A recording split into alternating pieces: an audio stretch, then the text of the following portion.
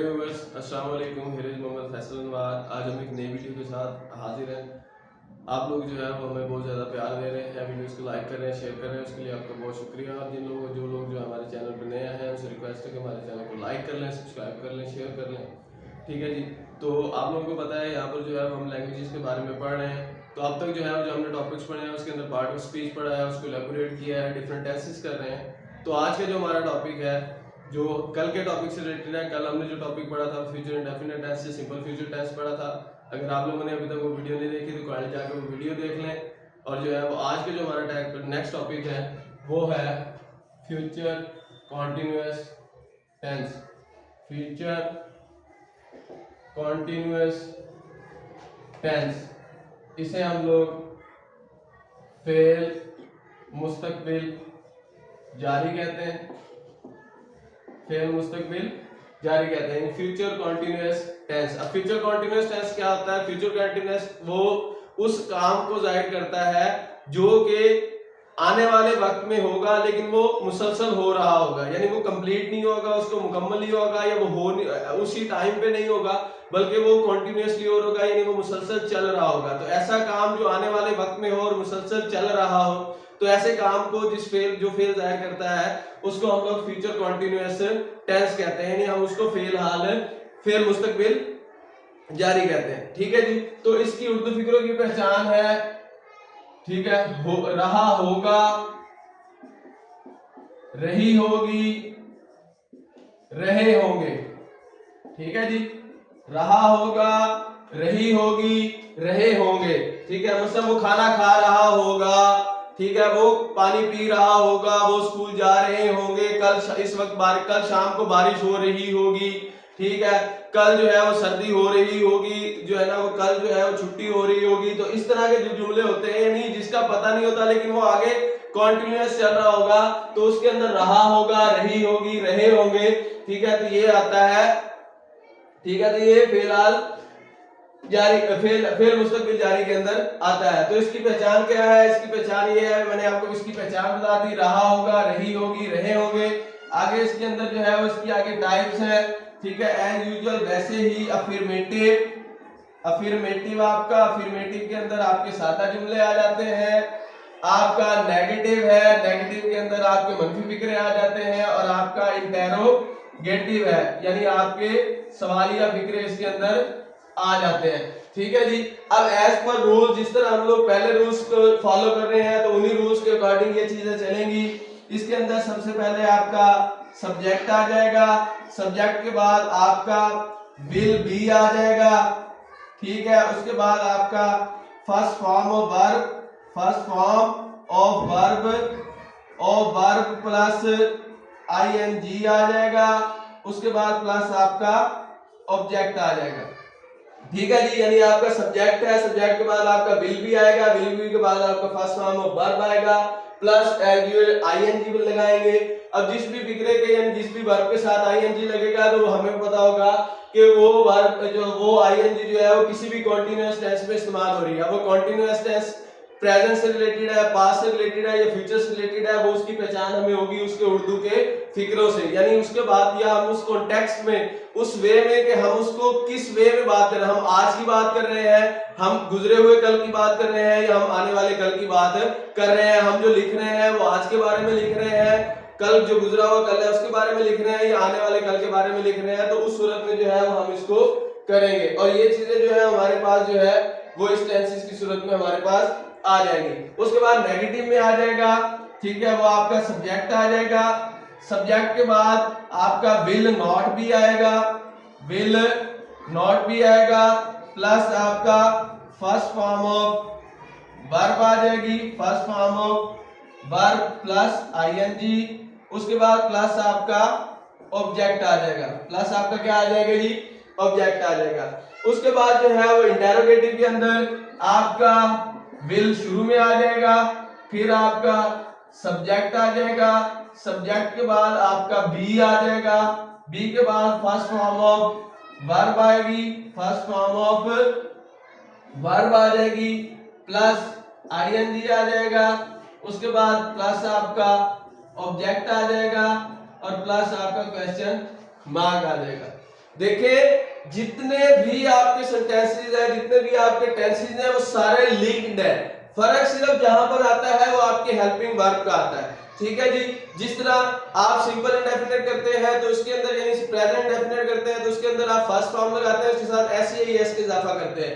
अगर आप past indefinite करते हैं तो आप सेकंड फॉर्म लगाते हैं, साथ वाज या वर का इस्तेमाल करते हैं। फिर जब आप जो है वो फ्यूचर की बात करते हैं, फ्यूचर इंडेफिनिट की, तो आप जो है वो क्या करते हैं जी कि आप जो है वो सिंपल उसके अंदर जो है वो आप क्या कहते हैं कि फर्स्ट फॉर्म लगाते हैं। ठीक है, विल या शैल का इस्तेमाल करते हैं और फर्स्ट फॉर्म लगाते हैं। ठीक है, इसी तरह जो है वो आप जब उसके कॉन्टिन्यूअस के अंदर चले जाएंगे तो वहां पर डू आता है, इज एम आर का इस्तेमाल करते हैं प्रेजेंट डेफिनेट के अंदर।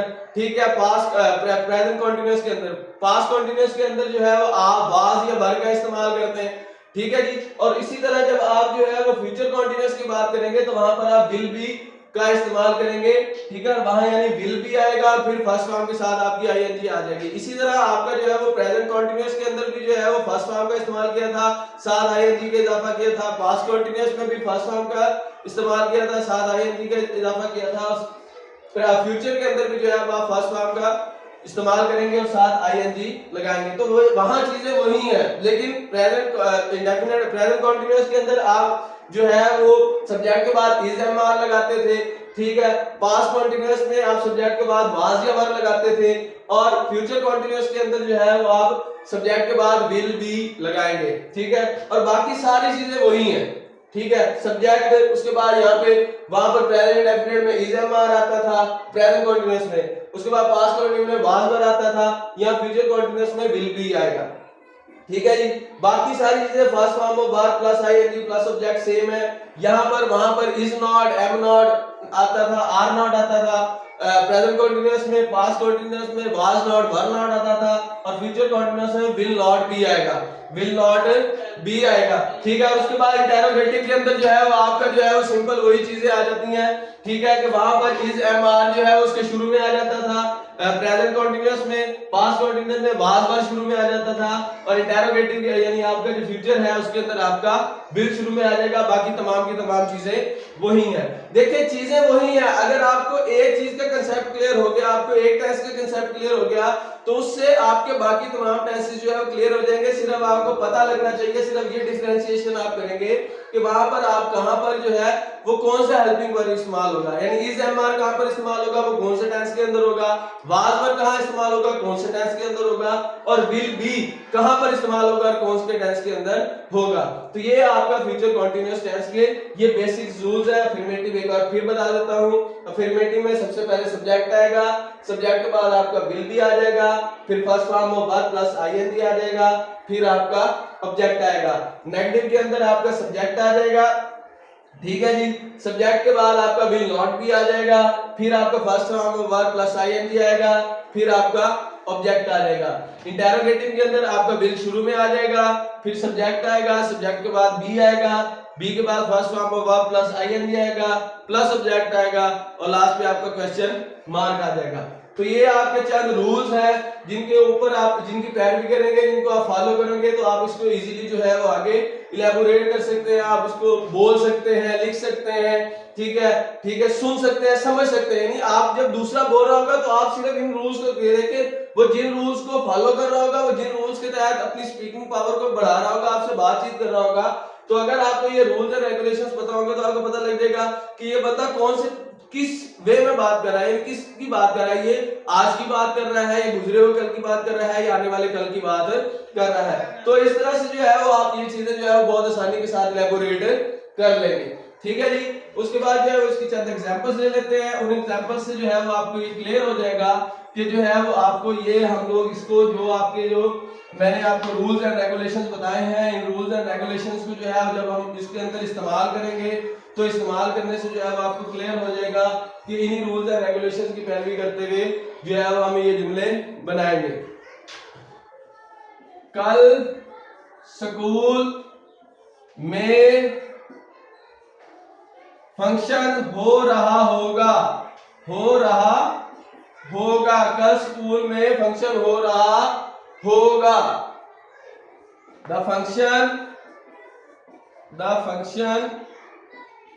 the function will be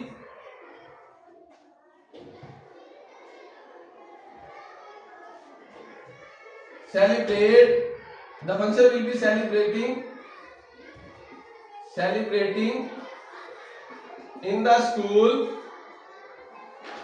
school tomorrow. The function will be celebrating in the school tomorrow. कल स्कूल में फंक्शन मनाया जा रहा होगा, फंक्शन मनाया जा रहा होगा. The function will be celebrating in the school tomorrow. यानी अब ये देखिए, the function will be celebrating in the school tomorrow यानी आने वाले कल में स्कूल में फंक्शन मनाया जा रहा होगा. वो खाना खा रहे होंगे, वो खाना खा रहे होंगे. ठीक है जी. They will be eating food. वो खाना खा रहे होंगे. बारिश हो रही होगी,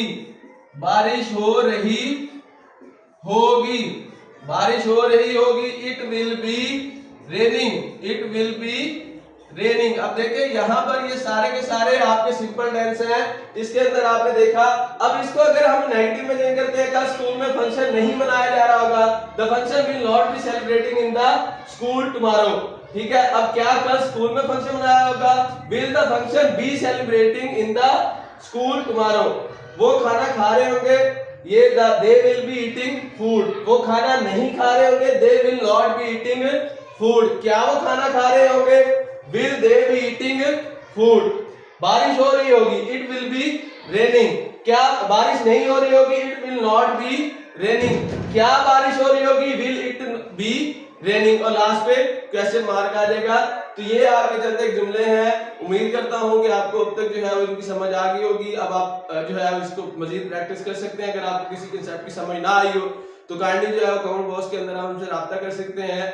आप जो है अगर चाहते हैं कि हम किसी टॉपिक पे वीडियो बनाएं या कोई ऐसा टॉपिक जो आप समझना चाहते हो तो काइंडली जो है वो हमें आप मेंशन करें. हम इंशाल्लाह उस पर आपको वीडियो बनाकर भेजेंगे. एंड एक बार फिर आपसे रिक्वेस्ट है कि काइंडली जो है वीडियो को स्किप करके ना देखा करें, पूरी वीडियो देखा करें. अगर आप पूरी वीडियो देखते हैं तो उससे जो है वो आपको ही फायदा होता है. आपका जो है वो कोई कंसेप्ट ऐसा होता है या कोई ऐसी बात होती है जो आप स्किप कर गए होते हैं, स्किप करने में वो आपसे रह गई होती है, फिर आपको कंसेप्ट की समझ नहीं आती. तो अगर आप स्किप नहीं करेंगे, आप उसको जो है वो रोक के यानी आगे बढ़ा के नहीं देखेंगे, पूरी देखेंगे तो आपका कोई जो है वो पॉइंट नहीं रहेगा और आपको जो है उस वीडियो को समझने में आसानी हो जाएगी और आपको कंसेप्ट क्लियर हो जाएगा. तो उम्मीद करता हूँ आपको वीडियो पसंद आई हो. अगर वीडियो पसंद आई हो तो काइंडली लाइक करें, चैनल को सब्सक्राइब करें, शेयर करें. खुश रहे, खुशियां बांटें. वस्सलाम.